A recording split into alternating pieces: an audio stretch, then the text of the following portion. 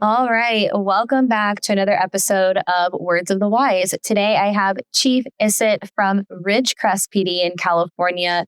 He has been in the public safety profession for 34 years. I'm really looking forward to this conversation. Welcome to the show, Chief Ysit. Thank you so much for being here.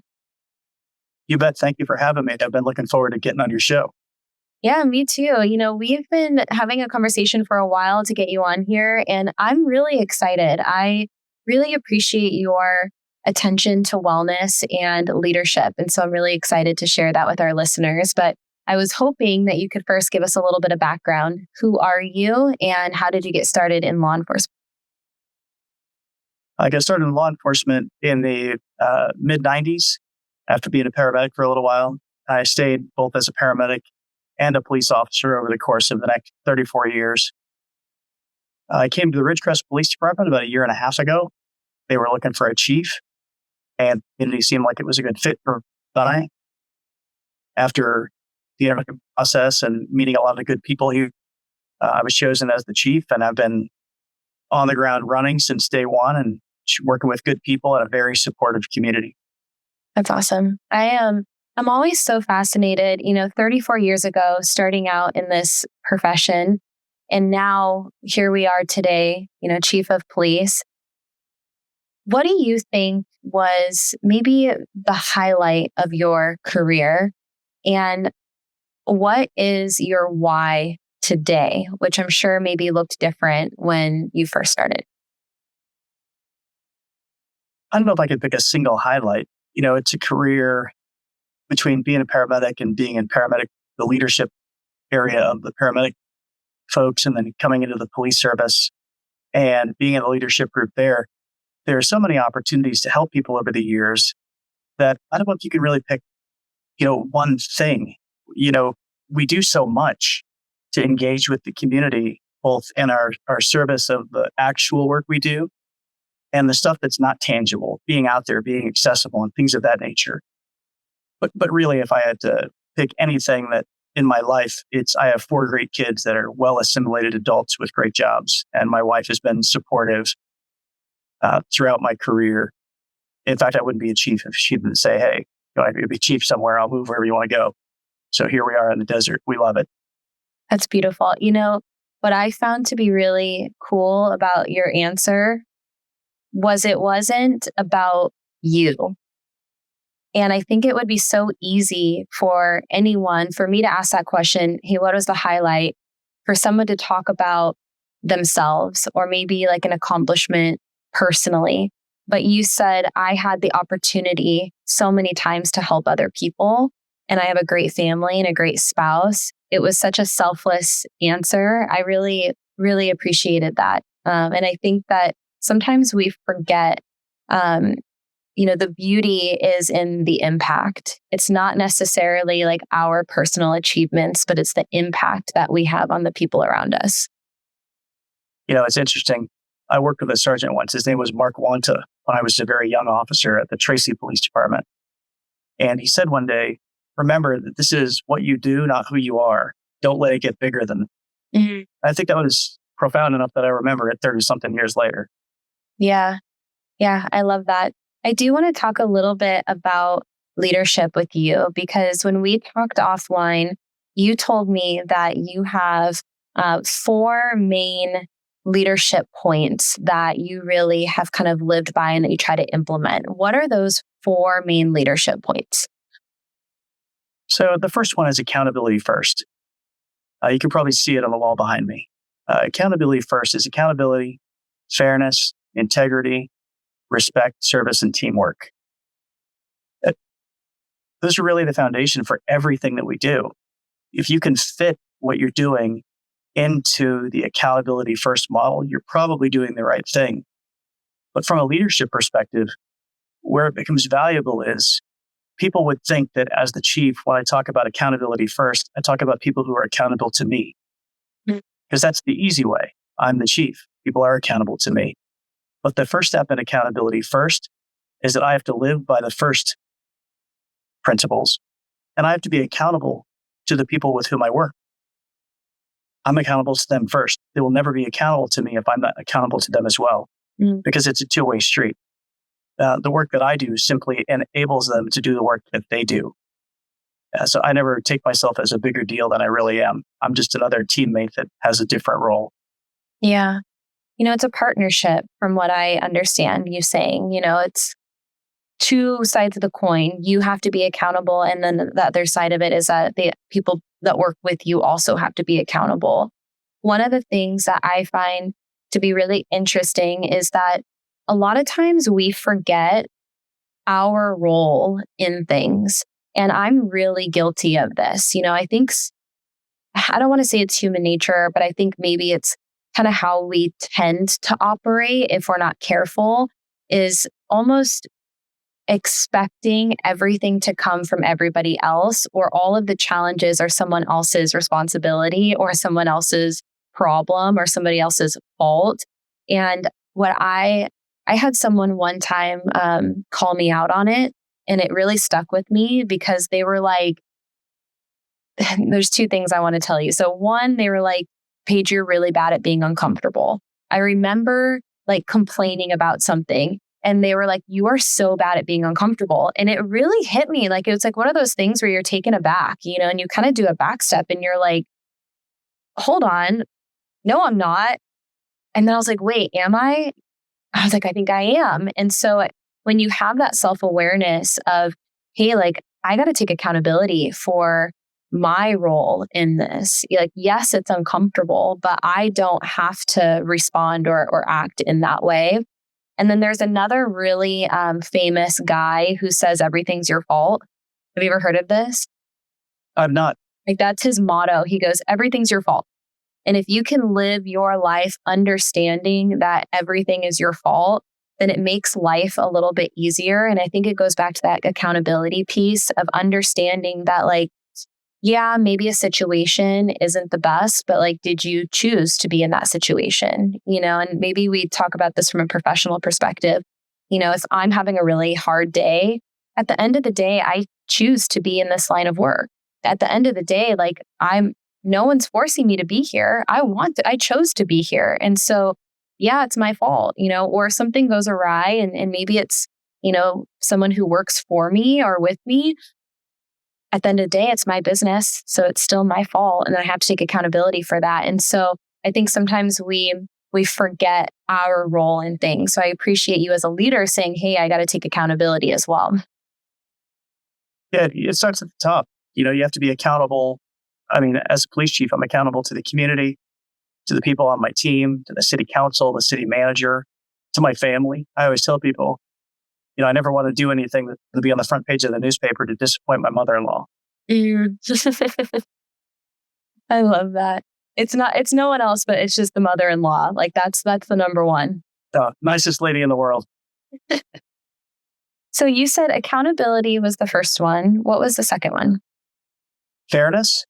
And really, I mean, you can break them all down. And when you think about accountability first, right? We start off, we're accountable to all those groups and people that we talked about. And then you talk about just decision-making principles, both personally and professionally. The first thing we have to do is make sure that what we're doing is fair.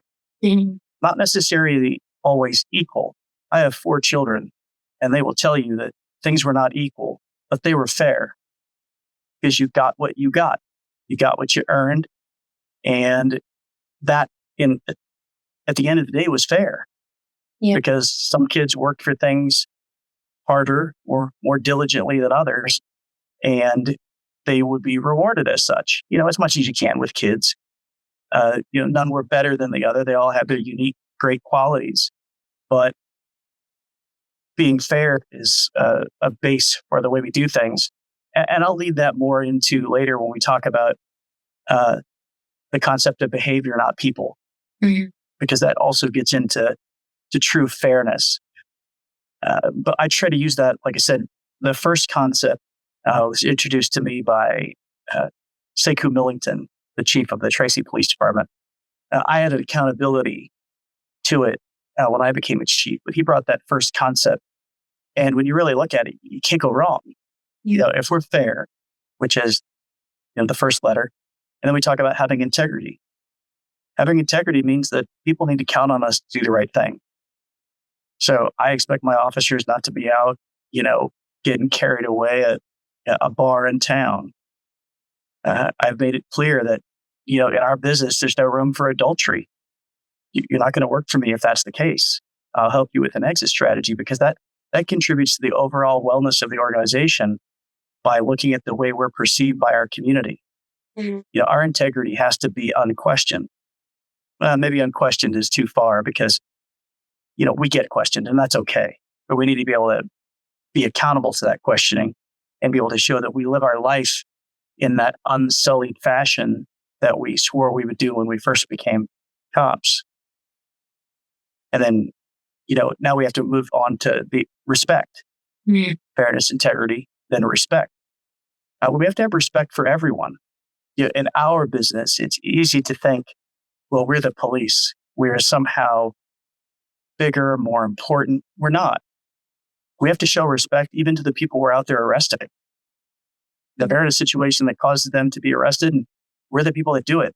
That doesn't have to be done in a disrespectful way, which is one of the reasons as an officer for my entire career, I don't worry about who I'm going to bump into in the grocery store because I will have treated those people with respect.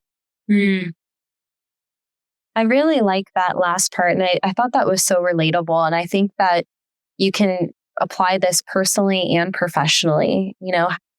I will be remembered for who I was, not necessarily what I did, even though I love what I do, but I would love for someone to remember me as someone who was kind, someone who treated them really well. I try to operate that way in my life. And I think it's who I am or who I try to be, as much as I possibly can. And I think you never know who you're going to run into later. You never know who you're going to need later. And I don't mean that in a selfish way, but how many times have maybe you needed help with something and someone who you've met in the past has that help that they, or that you need in that moment. And if you treated them poorly, then they're never going to want to help you or, and so I try to operate that way. Not to say that I'm perfect in any way, but I really like that last part where you're I'm not afraid to run into people because I know I treat people with respect. Well, and you bring up a really good point. One of the other things we'll talk about later is every day is an interview. You just described on a personal level what every day is an interview really means. And we'll get into the nuts and bolts of that a little bit here. But it all goes back to both self-respect and respect for others. And we have to operate that way. It doesn't matter. This isn't just police.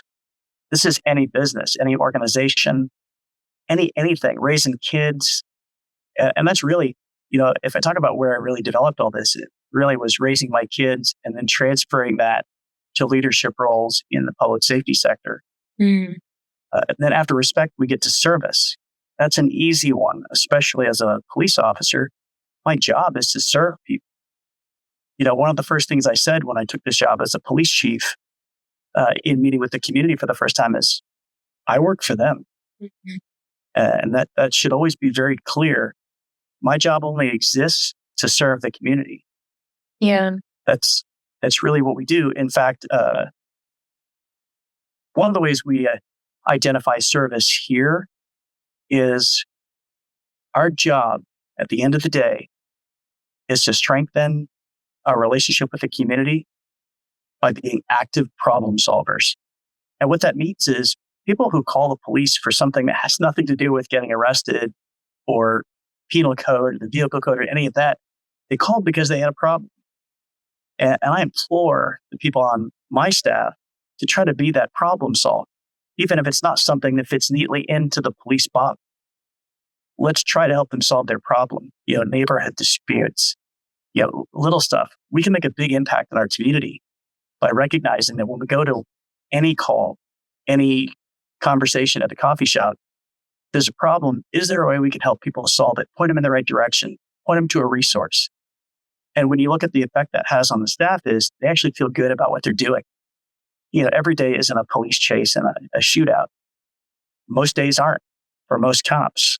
It's really about being out there and providing that high level of service to the community that is sometimes solving problems that have nothing to do with what your job really would be. Yeah. Well, I think it goes back to what you said earlier too, of you had so many opportunities to help people. And sometimes I think the beauty is in the small things.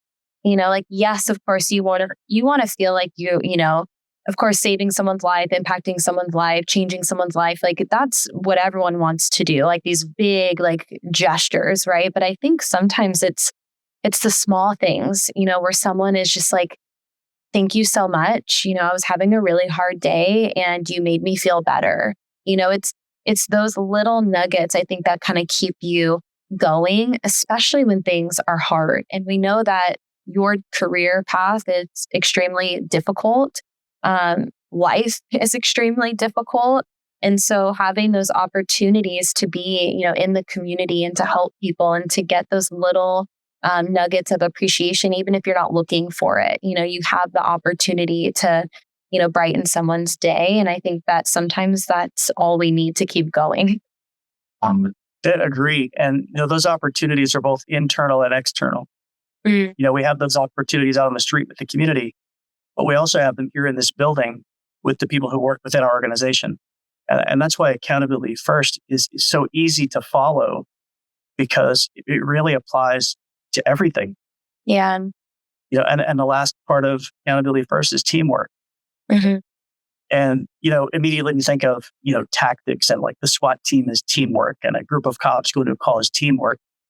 But teamwork is making sure that the person next to you, whether they're a police officer or a professional staff, that you're supporting what they do as well. Because I can tell you the police officers aren't the most important people in the organization. We can't function without our professional staff. So making sure that we understand that we are a team internally, but we're also a team with the community. Yeah. One of the things I've done in my role is I am out in the community a lot. If you want the police department at a community event and my schedule is available, I'm at your community event. I'll speak in any classroom, civic organization. I'm out and about all the time, making myself accessible, because we have to have teamwork also with the community. So they need to have an opportunity to talk to us and tell us what their issues are, what they like, what they don't like. And then our part on that team is to go do something about it. Is it something we can affect? Is it a problem we can solve? What can we do? And that, I think, makes it a big difference. And that takes you from accountability first as a concept to actual working tools that can be used day to day, again, both personally and professionally, because I only wear this outfit, 40 or 100 hours a week. Yeah. The rest of the time, I'm a regular guy in the community. I have a family to take care of, just like anybody else. This is my job. No different than the guy that picks up the trash, the people at the KFC. It's all the same. We're all just people who have different jobs. And accountability first helps us to recognize that none of us are a big deal. Yeah. Well, I think it takes like a lot of emotional intelligence and empathy and humbleness to be able to say like, hey, we're all the same. And I think that when you start to act in that way, I think respect comes automatically. I think when you see yourself as an equal to everybody, then respect like has to also be there, because I think that disrespect starts to happen when you feel like you're superior to somebody, and so I really appreciate how you're like, hey, you know what? Like, we're all the same. Like, we're all a team. No one's better than anybody else. And because of that, then there's a mutual respect that everyone can start to practice and exercise. Right. And you make a really good point. It's not about necessarily who I think I am. It's what perception do I give other people about who I think I am? Yeah. Because I can say, hey, I'm just like you. But if I walk around like I'm better than you, then those are just words. Yeah. You have to go out in the community. For example, I never introduced myself as Chief Ysit, literally ever. I introduced myself as Mario because that's my name. And that will take a lot off of the people you're talking to, because it tells them, I'm Mario and you're Paige. Yeah. I'm not the chief and you're Paige. Yeah. So I just don't introduce myself that way. I will introduce myself as, I'm Mario Ysit. I am the chief of police, but you will not hear me tell anybody, hi, I'm the chief. That just sounds like it's a little bigger than I am. And don't take myself that seriously. I can't just be Mario to just about everybody. I also think, and there's a few things I want to say on this because you brought up a few points, but I think that what I do is the least interesting part of me. And it's like the one thing that like everyone is so interested in, which I think is so funny. Like whenever I'm out, like if we're at a dinner or like anytime you meet someone new, it's like, oh, what do you do? And I'm always like so kind of shy about it. I try to like, oh, like, kind of like skirt over it because I find what people do to be honestly kind of the least interesting part about them. I think like who they are and their interests and their hobbies and, the things that they like to do, like that to me is far more interesting. And so I do kind of shy away from that too. And I had someone who works with me who used to call me like our founder, like over and over, our founder Paige. And I was like, please stop. I'm just Paige, like I understand like maybe one time for like context, like, but after that, like I'm just Paige. And so I really appreciate that because I want to know people for who they are, and I think that if we can start operating that way in our day to day of really taking the time to try to understand who people are beneath the surface and maybe asking questions that are a little bit deeper than those surface level questions, then people start to open up a little bit more and you start to have more of those deep, meaningful connections with people. And I think that that's kind of what we're missing today a little bit, or at least from my perspective. I miss the opportunity to look someone in the eye and try to identify who they are. And I think at our core, we all want to be seen for who we are. We want people to know us and not necessarily just what we do. And so I really like that idea of like, hey, like, I'm just Paige, just Mario. These are the things that we do, which we're proud of, but it's not all of who we are. And I know that you talked about that a little bit. You were saying to me offline, like, just be who you are, and you don't have to be what you do all the time. And you had said, like, you don't have to be an officer all the time. You can be who you are outside of your career. Well, and I would argue that even when you're in the uniform out with the public, just be you. Yeah. Just be you when you're dealing with people. Yeah. We don't have to be overly officious.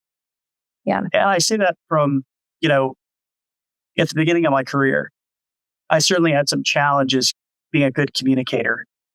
I was a little bit edgy. I was a cop and you weren't, and I was here to take people to jail. But I grew out of that. I had a lot of people help me get some direction, strap me by the neck and tell me, hey, that's not how you do it. And I give my wife a lot of that credit. She's kept me in line for years. Yeah. And she's done a great job. I'm a lot to handle. And she is amazing.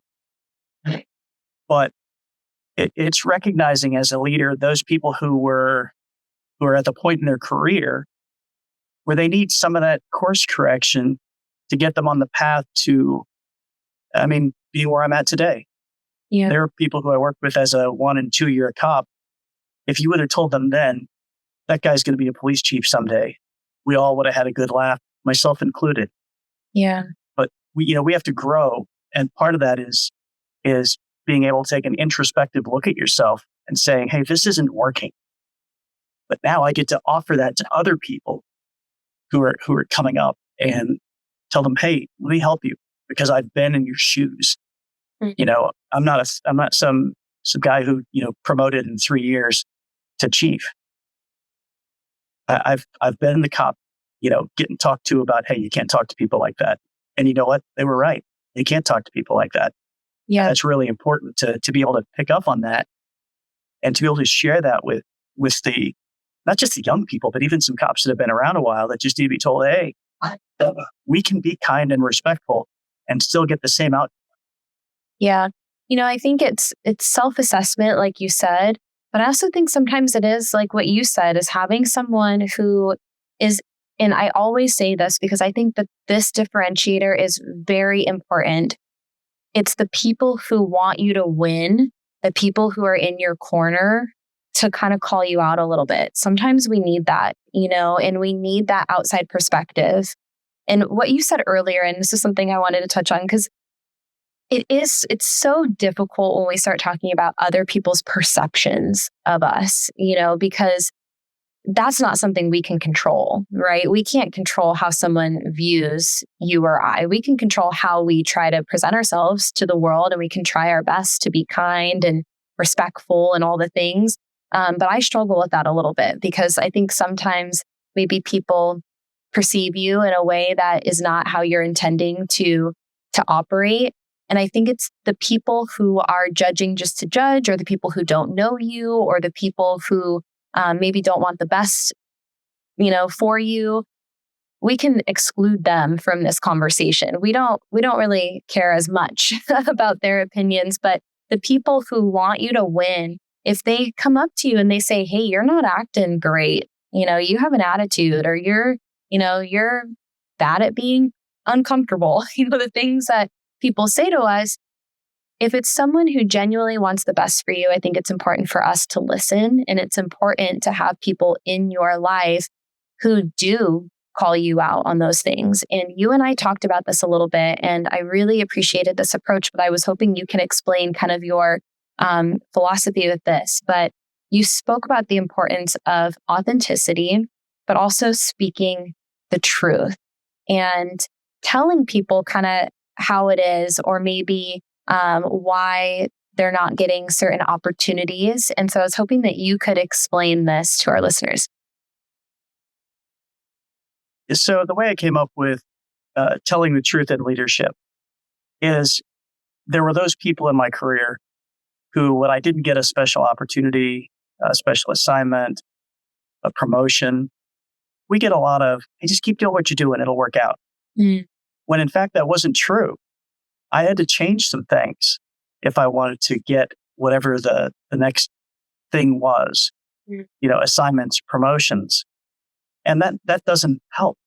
When you tell people, "Hey, keep doing what you're doing," but in the back of your mind, what you're thinking is, "Boy, you really have to do these things if you want to be successful, but it would be really uncomfortable to tell you. So I'm just going to let you continue to fail." Mm. So over the years, I've worked with great leaders and a few marginal leaders, and I've learned a lot from both groups of people. And where telling the truth in leadership comes from are from some of those marginal leaders who didn't just tell me, "Hey, do this," or "This isn't going to work." So I told myself, when I get the opportunity to be a chief, I'm going to do this the way I've always thought it should be done. It doesn't necessarily mean that I'm right about everything, but I've had a philosophy in my mind of, and you can ask almost anybody, certainly in police work, public safety, and then more broadly in any business. But there's that situation where you're like, "Well, and if I was chief, I would fill in the blank." Right. Well, then I have that opportunity now. So now I will tell people, "Hey, the reason you're not getting this promotion," and I sit down with everybody who doesn't get a promotion, a special assignment. They all have the opportunity to come in and talk. I won't make you come in, but if you want to come in and talk, I'll sit you down, and sometimes you have to say, "Hey, I'll give you the answers you're looking for, but you can't go get upset and tell HR that I was harsh, because some of what I'm about to say might feel like it's harsh, but I'm going to tell you the truth." Yeah. I worked with an officer who, in my career, was very, very competent,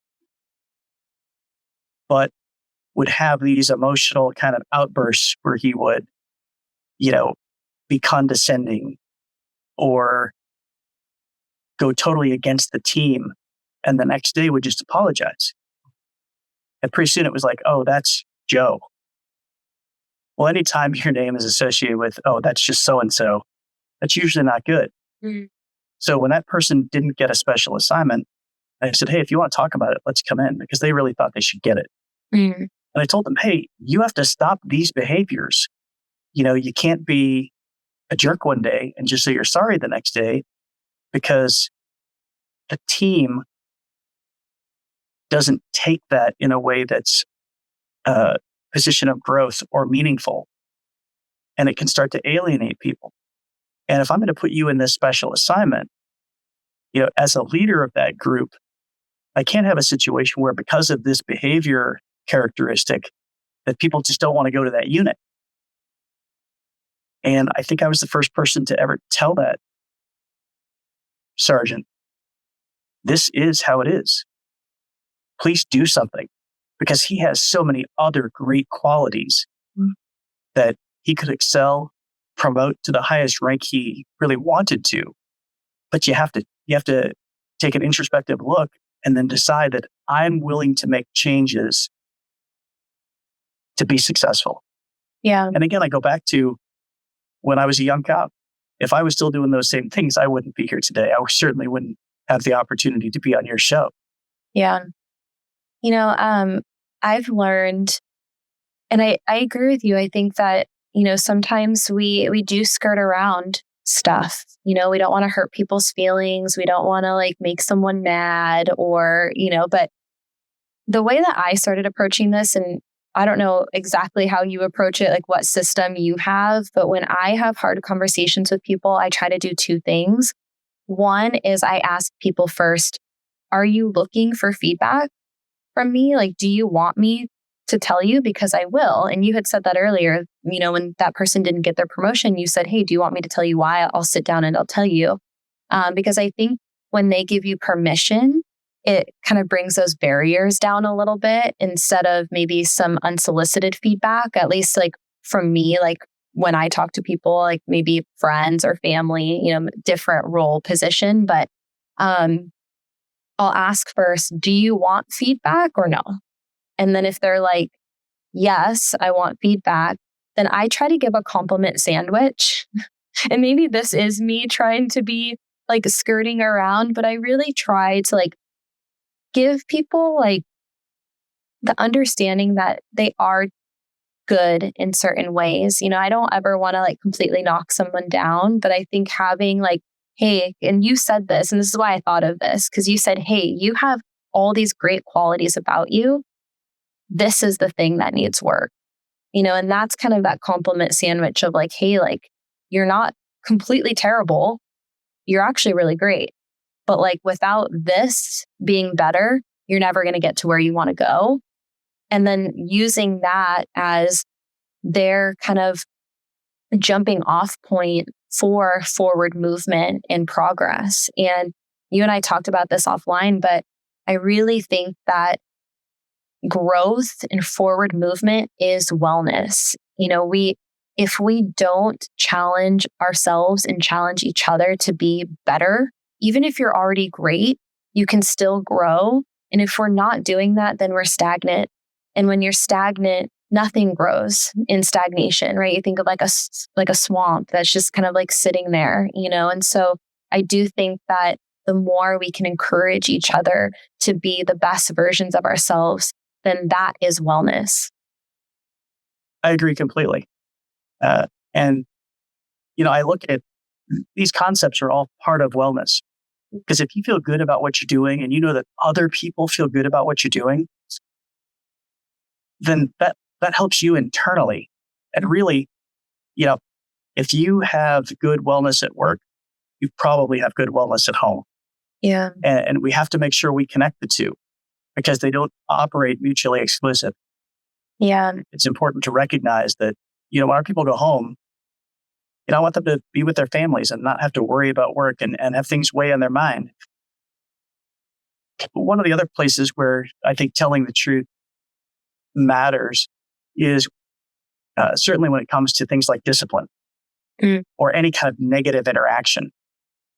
The very first thing I do when I have somebody come in and it's going to be discipline, I start right off.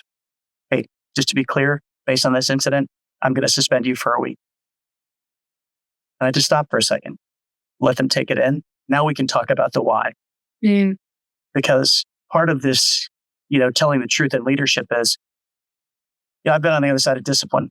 To say I've had an undisciplined career would be a mistruth. So I've had my run-ins with not doing the right thing and being held accountable. But you go in and it's a half hour of a lead up and you just want to know, What's going to happen to me? What is it? So I like to just start out with it. This is what it is. And then we can work backward for how we ended up here and how we can avoid being here in the future. Because that's what really matters. Discipline isn't about, getting people in trouble or, trying to hold people down. It's really about lifting them up. It goes back to accountability. If you don't hold people accountable, they don't know what to correct, or they just don't correct things at all. Mm. And that contributes to overall wellness, career success, all of those things. So I think it's important that we just tell people what you really think. And they don't always have to agree with what I think. Just a guy who runs the police department. You don't have to agree with my assessment, but I'm going to give it to you honestly, and you'll know where you stand. Yeah. The one thing that I wrote down earlier that was really interesting to me is, we're kind of in this landscape right now where a lot of agencies are struggling to hire and retain staff. It's and not everybody, but a lot of agencies are shorthanded. And the conversations I've had before with other, leadership teams across the country is kind of this this conversation of almost having to lower your standards in order to hire or to keep people. And I don't mean like all standards, but it's like, well, maybe we'll be okay with this, or maybe like we'll, not be so strict on that. And I really appreciated that you were like, hey, like, these are no's. Like, if you are going to be negative, if you're going to practice adultery, if you're going to do these things, like these are going to be no's and you can't work here. And we're going to hold ourselves at a high standard. And we're going to try to continue to elevate that bar of what that standard looks like. And we're not going to sacrifice that standard. And I think that when someone told me this, actually, this was not me. This is me borrowing this from somebody else. But they said, when you set the standard, people will rise to that level. And I really liked that because I've had a lot of people in my life tell me that I'm really hard to I don't say be around. I don't think I'm hard to be around. But they said that I have high expectations for people. And that sometimes those expectations are hard to meet. And I kind of like that, because I think that the people who are in my life are people who have risen to that level, and that standard. And I want to surround myself with people who want to be better and who want to operate in a certain way. And it sounds like organizationally, that's the standard that you've set of like, hey, we're all gonna meet here, and we're gonna create a culture where we're all trying to operate at this high level. And then we're also going to make sure that organizationally there's wellness and culture. And you said this before, like you want them to be good because you can't control how they are when they leave the department. You hope that, they have a healthy home life, but controlling what you can control organizationally and how you operate, the hope is that when there's wellness there, like you said, when they go home, that translates. But it sounds to me like you're trying to keep that standard really high organizationally, even in the midst of maybe challenges with staffing and other things going on. Sure. And that comes back to the telling the truth model, right? People need to know what the standard is. Yeah. So I made it very clear to people where I stand on, integrity across the board. There's no room for a lack of integrity. I live my life in such a way that I don't care who shows up knocking on my door to talk to my wife or my boss. Well, she's my boss too, but somebody wants to go meet with the city manager, that's fine. Whether they're inside the organization or outside, I believe in the things that I do. Yeah. Again, I'm not always going to be right, but I believe in those things. And I make sure that the people know what the expectation is so that here's the line. If you cross that line, I've made it clear what the repercussions are. Yeah. That way it's not a surprise. And with people that we don't hire, we lower our standard, especially when it comes to things like integrity. Yeah. To fill the seat. And I've talked with my team about it. We'd rather run short with good people, the right people, than to be fully staffed at every moment with some of the wrong people because those people who bring a cancer into your organization, the cancer will eventually leak into somebody else's home life. Mm-hmm. Because again, they're not mutually exclusive. So we have to get rid of those people before they even get in the door, because you can tell. Sometimes you don't know till people get in, and you have to work with them and try to help them to fit in organizationally with those values. But you can't get away from accountability first.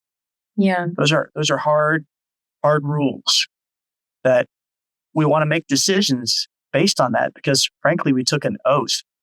The oath may not say accountability first, but that's what it means. yeah. Well, I think this goes back to what we mentioned earlier, and I know that we were planning on talking about this a little bit, but it's this concept of, live your career every day like it's an interview. And you said that, and I wanted you to maybe expand on this a little bit and what that means. But I think it goes really hand in hand with what we just said, operating in a way that, people are watching, and you said that to me before. You're like, people are looking at you, and you have that responsibility. But what does it mean to you to live your career every day like it's an interview? Yeah, I've been saying that for years. It was just one of my lines. And then I kind of tried to expand it a little bit and make it more meaningful and put it into a written document that people could read and understand. But every day as an interview is simply, and you said it earlier, and I was hoping we would circle back. Yeah. But you don't know who you're going to bump into, what that person's role might be next week, next month, 10 years from now. Hey, I remember Paige from a podcast back in 2025, and now I'm, on your doctoral thesis panel or something.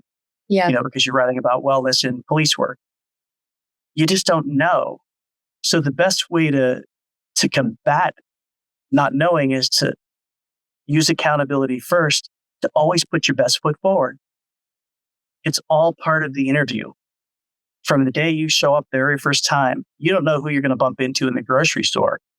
So for me, before I ever interviewed for this police chief job, my wife and I came down here 4 or 5 times because we're from about 5.5 hours north of here. We came down several times, went to the restaurants, went to the grocery stores. We knew 0 people in this community, but we would try to engage in conversation. But I also recognized that was part of the interview for me, because eventually people were going to know, oh, that guy I talked to at the restaurant, he's our new police chief. Yeah. And also, I was interviewing them. This is a community where my style of leadership and my style of the police work that we put out is going to mesh. Because being a police chief isn't just about taking a position. It's finding a community where your style complements that community. And I think I found that in Ridgecrest. Yeah. But we need to recognize, and it just makes it easier also, because if you recognize this is part of the interview, I've hired people who I pull over for traffic stops. It's all part of the interview. I'm like, oh, didn't I pull you over? And they were polite and respectful. So it's gone. It's over. But certainly if they, had a little bit of a chip, and now a few years later, they want to be, in our organization somewhere, I will remember that chip because it's all part of the interview. Yeah. We're always interviewing for something. Again, these concepts really are personal and professional. They're just everyday life. And I try to get my kids to do that. Show up every day, be the best you can be within your ability, and people will recognize that. People will realize that you're somebody who shows up and puts in 100%. Yeah. And that's what people are looking for. People are looking for just genuine, normal people. Sometimes that's hard to find in 2025. Yeah. If you live like that, and it's even in real interviews, like when I interviewed with my boss, I didn't go in there to try to get the police chief job. I went in there and shared with him my leadership philosophies and my policing philosophies. And if he liked them, that was great. If he didn't, I had a great job already. We don't have to go in and try to convince people that we're the right fit. If you're the right fit, they'll know. Yeah. Just be genuine, be yourself, and recognize that every part of the process is part of the interview. So for me, I interviewed people who already worked in my organization. Part of the interview was when we all met on interview day, because now we have a great working relationship. Life has a way of working out. I ended up here. I was an outsider. As such, I needed the existing leaders to help me understand, that organizational history, so that I could better understand how I can help us move forward. And frankly, how I can help even, those people get the leadership positions they want in the future, to try to help them get things moving forward. So they were interviewing me. Even though I was the new police chief, they're interviewing me. What am I really about? Do I practice what I preach? I have a front plate on my car that's required in California. My windows aren't tinted. That's illegal in California. I try to make it clear that I abide by the rules too. I'm not just the guy who makes the rules. I follow them, and I live my life that way so that it's clean. I don't have to worry about, somebody's going to tell somebody that I don't have those kind of things in my life, because it weighs you down. And I want the staff, and outside of Ridgecrest, because I still have lots of contact with the people throughout my career in public safety. They all need to know that I live my life that way. And it's easier for them if they live their life that way. Because what a burden off of you if you don't have to worry about, gosh, sure hope Billy doesn't bump into my wife and say whatever. Yeah. I don't really care who bumps into her. Nobody's got anything they can say that she would be disappointed in me. Yeah. It's like that idea of like the piggy bank, like you're always like kind of contributing to this piggy bank, like every time you're doing something good. And I think that we forget that it's the journey, not the destination. I really like that you said, if someone thinks you're right for the job, they're going to know because of the way that you've operated, because of those little investments that you've made over time. That's going to speak volumes later on. You don't have to try as hard when you are proactive and you are doing the right things consistently, and you're investing in yourself and your community and, your career and your personal growth, and you're, constantly putting those little investments in the piggy bank. Eventually it's going to pay off. And I've been there, if I'm being completely honest. So when I was younger, I was really, lost. I had a hard upbringing, and I was at this time in my life where I was really rebelling. I was in high school. I was making really poor decisions. I was really reactive, really nasty. I was not the best version of myself by any means. And I remember going to my 10-year high school reunions and having so much anxiety about it, being like, oh my gosh, did I ruin someone's life? Was I so mean to someone that they've just been waiting? Like you see all the movies, that one person that's waiting until the high school reunion to tell you that, you're the worst or whatever. And so I had actually that feeling of, wow, was I terrible to people? And I quite honestly didn't even remember. I was ditching school. I was doing all the things that you shouldn't do as a teenager. And, it was the worst feeling ever. It really was the worst feeling ever. And of course, nothing happened. And I actually had a girl come up to me and be like, you were really nice to me. And I was like, well, that was good. That makes me feel better, but I think you should never put yourself in a position where you have to wonder, where you have to ask yourself, where do you stand within your community, or where do you stand within, your coworkers, or, do people feel like you're a good person or bad person? It should be that they might not necessarily agree with everything. Maybe personalities don't mesh, but at the core, do they feel like you are a good person or a bad person? And I think that, to your point, there have been plenty of times. I just recently, I'm looking to hire someone new, and I kind of reached into my little, community bank, and there's a girl I've known for 5 years, and she's like, yeah, I'm so excited, and if I was terrible to people and I had a bad reputation within my community of people I used to work with, I couldn't refer back and reach for resources that I now need today. And so I've been on both sides of that coin, and it's much better to be on the good side of that coin where you don't have to question if hurt people or, did something you weren't supposed to do. So did you put out like an application process, or did you just identify that person? no, I put out just like a post on my Instagram and said, I'm looking for someone to do this. And then someone wrote me and they recommended this person. And I was like, I know that person. I've actually known this person for like 5 years, reached out to her and she was like, yeah, I'd love to work with you. Like so excited, like I love you. And I'm like, that's what it's all about, right? So what it sounds like is in that 5 years she knew you, she kind of interviewed already. Exactly. It ties right back into every day's an interview. 100%. Already knew. Yep. You didn't need to interview a bunch of people to figure it out. Yep. The person had already established it. And when that relationship began, it had nothing to do with future employment. That is a prime example of every day as an interview.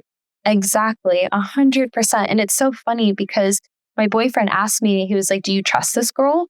Like, do you know her? I was like, I know her really well. I've known her for 5 years. He said, do you trust her? I was like, I really do. She's really nice.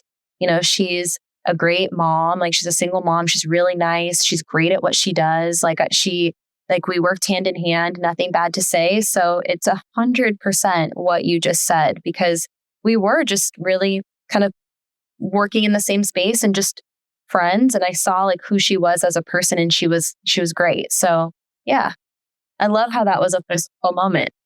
Yeah. And we probably didn't realize it. Even when we spoke offline, we probably didn't make that connection until you told that great story. Yeah. But the other thing I'd like to offer to people is these concepts, this living a clean, good life that, people can't really say they've got something on you. I don't want to pretend like I was like that my whole life. Yeah, that's where I'm at today. But it's through all that growth. Like you said, as a young person, you weren't making good decisions. I've certainly made some poor decisions. I was probably no better a high school student than you were. I had some teachers that were just happy to say hello once in a while. But we turned that around. And I think that's the essence of the vibe that I get from your podcast is, words to the wise. Here's a path.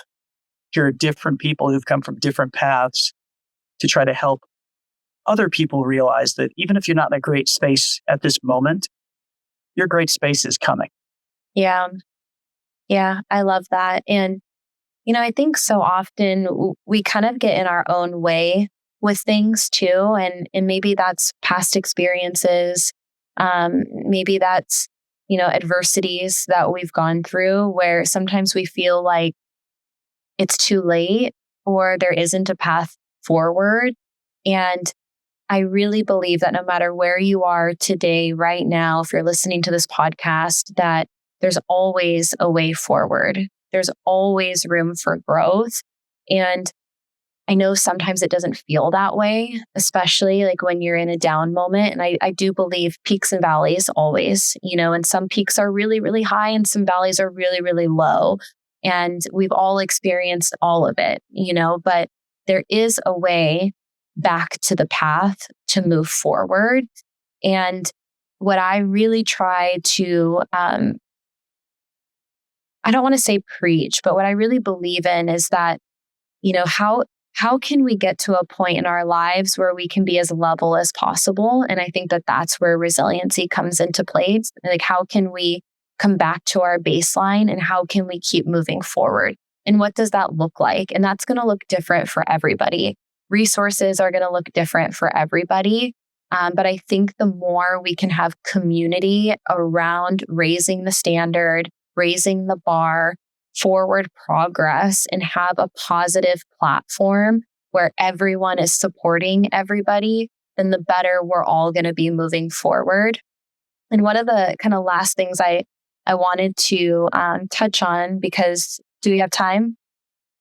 I have as much time as you. Time? Okay. I know I'm taking more time than I asked, but one of the things that you said that really stuck. I owe you from last week. That's okay. But one of the things that stuck out to me is you said the first time we talked, you're like, EAP is not enough. And it's this idea of raising the bar for what wellness looks like. What does the future look like? How can we all support one another in the best possible way? What do you think is kind of next? Or what are some of the things that you're doing or that are maybe on the horizon for wellness that are helping to kind of raise the bar or even think outside of the box? I think that there are still a lot of agencies out there that are like, yep, we got EAP, check the box, we're good, like good to go. How do you encourage that elevation of thought process and the elevation of resources? So I think you hit the nail on the head. EAP was created so that human resources could check the box that it was available. Nothing against the EAP folks. There are places across the country that EAP is as good as it gets. They don't have great resources. But in our business, we also recognize that we have unique needs. The role of public safety people and some of the things that our people see and hear and smell, that creates challenges for them. Fortunately for us, we're in Kern County, California, and we have an organization called Shielding the Front Line. They're a completely donation-driven organization. They have fundraisers. Lots of good people donate to them. What they did is they created a model of people available for mental health resources. And when I say mental health, it's not always about, being schizophrenic. For example, the officer I spoke about earlier, that's a good resource for them. Just on, hey, somebody who's not in my day-to-day life, give me some tips on how I can adjust with the way I do things. Mm. And Shielding the Frontline does that. And they offer their services to anybody in public safety or their families throughout the county. And they connect you with people who have some understanding of what you do. And that's getting to be more popular, or I should say popular is not the right word, more mainstream with unique fields like public safety, getting clinicians who are either former public safety people themselves or family members. That gives them a different connection to the things that each group actually does. And I think that's where the model of EAP, which was the only model for many years, decades even, that was the foundation of where all of these other organizations have come from. They took what EAP started and now they're refining it and they're making it better. So as such, I really want to push my people to go to the Shielding the Frontline folks, although we still have EAP organizationally. Yeah. But here's the other factor, especially for cops, because we are inherently not trusting. I have no official relationship with Shielding the Frontline. We have no contract. We don't pay them anything as a city, but they provide the service. What that means is there's true anonymity. Now, I can tell you from the perspective of an administrator, EAP is anonymous as well. We just pay the bill. We take their word for it that they provided the services for people. But because we have that on a contractual basis, people in my business don't trust that that information isn't going back to the city or even me. Mm. So one of the reasons I really liked Shielding the Frontline is I have no association with them other than I believe that they're a great organization. One of the things I really like a lot about them is they've created a business model that is easy, might not be the right word, but it can be duplicated. Kern County is not the most populated, certainly when you're just north of Los Angeles. They could replicate this model somewhere else and probably turn this into a big business. But the Shielding the Frontline people have made it clear they will share their business model with anybody else in any other county across the country. Mm. But they are not interested in providing services outside Kern County. Interesting. They're really focused on the many first responders. And we're not just talking about people in the field, emergency room nurses, emergency room doctors, other people that work in all of these positions that care for the community. They want to give back, and they found a way to do that. And I think there are other organizations that do this similarly. But I found these people to be very genuine and honestly very proactive in getting out and making sure their services are known. All I get each year is how many times somebody associated with my organization contacted them. Yeah. That's it. And that's just so that, we get an idea of, hey, are people actually using them? And in fact, they are. And it's going, and the feedback that I've gotten, because interesting, one of the drawbacks is the staff, they don't want you to know they've called. But people who've used Shielding the Front Lawn have actually come to me and said, hey, I used it and it's really helpful. So it's kind of a funny circle. But as long as our people are out there knowing that if you need help, ask for it. Yeah. Right? There are people in certainly in public safety that are going to go their whole career and they're not going to need to talk to anybody about anything. But that doesn't make people who do need to talk to somebody in any way less. Right. More police officers this year will die of suicide than they will in a line of duty. I would argue that suicide, in many instances, is in the line of duty because it's the things we see. Sadly, sometimes the way we're treated, can lead people to make those critical decisions that you can't reverse. So it's important that people, because at the end of the day, that's what we all are. We're just people. We know that we can go out and we can reach out for those services anonymously, or you can tell somebody, who cares? Just get the services. Because suicide is irreversible. Yeah. Well, I think, one of the things that I've recognized through being in this space is that a lot of the judgment or the stigma or the pressure is peer to peer. And what you said before, just because something doesn't impact you doesn't mean that it's not impacting somebody else. And there should be an environment where everyone is supporting each other no matter what. It should be this family, team-oriented environment where everybody wants everyone to be okay. Everyone wants everyone to, have the resources that they need to be the best versions of themselves. And I think sometimes we don't realize how our judgment on other people impacts people. And again, going back to what I said before, I've been on the other side of that, where I had friends come up to me and tell me something that they were going through. And I had this attitude of like, get over it. So what? It's not that bad. And that is maybe I try not to have a lot of regrets in life, but maybe that's one of them, because what did that do? One, it didn't allow me to be empathetic for someone who I care about, because this was someone who I was in my life who wanted to come to me when they had something hard going on, right? But then I also shut them down. And so what did that do to them? Well, now they are going to shove it down and maybe not tell anybody else, because when they came to me to talk to me about it, I made them feel bad and I made them feel like they, should get over it. And so I find that sometimes we do that to each other, and so to your point of what you said before, just because something doesn't impact you doesn't mean that it's not impactful. And if someone is being impacted by something, we have to recognize that we want everyone to win. We want everyone to get the resources that they need.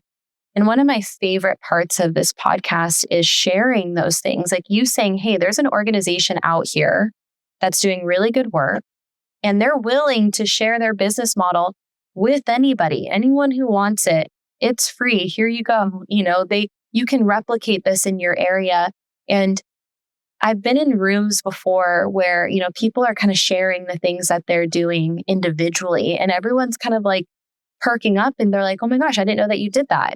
And so sometimes we kind of maybe don't share that with other people, or, a lot of agencies are kind of siloed in that way. And so I appreciate you sharing an organization that's doing a good job. And anyone who's listening who wants to replicate that, he mentioned the name a few times, and, you can reach out to them and, get the resources, or at least the blueprint for how you can do that within your own organization as well. So thank you for sharing. You're welcome.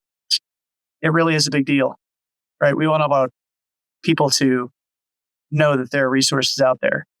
Yeah. I've made it clear to the people who work on my team, I don't care where I am, on vacation, at home, 3 a.m, it just doesn't matter. My phone is always on. If you find yourself in a situation, you think, Mario is the guy that can help me through this, just call. Because to me, that's the essence of leadership. There is no, hey, I'm off at 6, so catch me in the morning. Yeah, if you're going to have a big It's not what project, you it's get. got to be before 6. So, Right.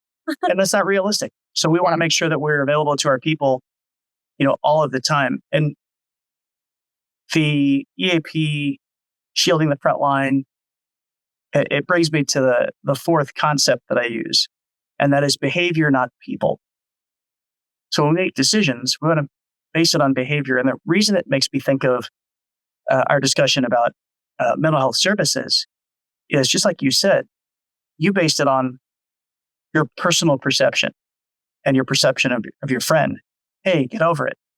But now we want to look at it differently. Let's look at that behavior. I see that the behavior is such that this person might need some help. Let's address that. Where we use that in the police department is when it comes to things like discipline or promotions, special assignments. In our business, we sometimes think, well, I really like, Sally. So she's going to get this special assignment or this promotion.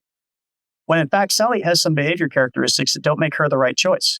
We have to separate how we feel about people and the behaviors. So when I talk about behavior, not people, one of the best examples I have is I had an employee who did something they probably shouldn't have done. And the first thing I thought of when I heard what they did was, how can I not discipline this person? How can I somehow make this so it's no big deal?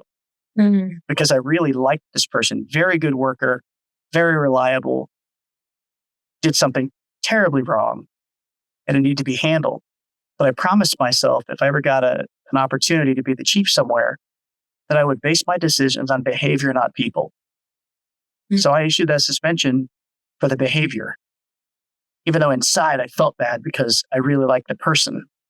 But if we start making decisions based upon personal relationships, not behavior, that's where the good old boy network comes from. And pretty soon, people feel like the only way I'm going to get anything with the chief is to go hunting or, whatever hobby. And it shouldn't be like that. It should be based on your qualifications and your behavior, not who you are. Interesting. Yeah. I really enjoyed this conversation and I appreciate you coming on here. And I know I've taken a lot of your time, so thank you. I do have one final question for you before we close, and this is for the younger generation. What words of wisdom would you share with someone who's earlier in their career?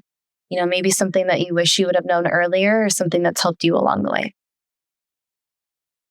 We talked about it. Every day's an interview. Don't let old salty people tell you to do things a certain way because that's how it's always been. Look at it and mold your future yourself. Create your own success. Don't wait for somebody else to tell you, hey, you should go look at this class or that class. Go do it yourself. Make yourself the best candidate for whatever it is you're doing. Live every day like it's an interview.